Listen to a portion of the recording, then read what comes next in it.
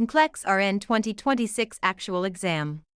Question 1. Which classification of drugs is contraindicated for the client with hypertrophic cardiomyopathy? Positive inotropes, vasodilators, diuretics, antidysrhythmics.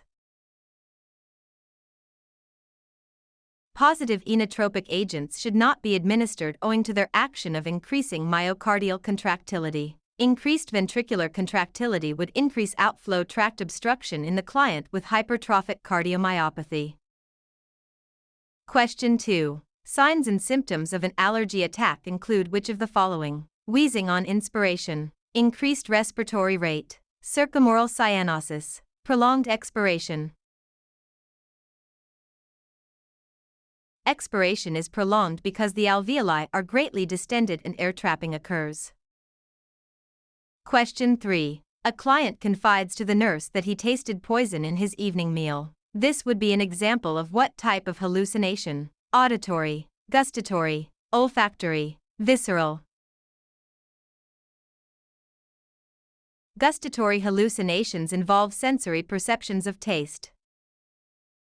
Question 4. Which of the following findings would be abnormal in a postpartum woman? Chills shortly after delivery, pulse rate of 60 bpm in morning on first post-delivery day, urinary output of 3000 ml on the second day after delivery, an oral temperature of 101 F, 38.3 C, on the third day after delivery.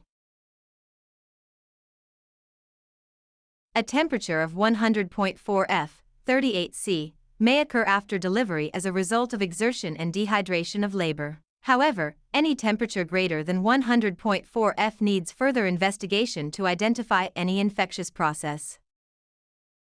Question 5. A 6-month-old infant has been admitted to the emergency room with febrile seizures. In the teaching of the parents, the nurse states that sustained temperature elevation over 103 F is generally related to febrile seizures. Febrile seizures do not usually recur. There is little risk of neurological deficit and mental retardation as sequelae to febrile seizures. Febrile seizures are associated with diseases of the central nervous system.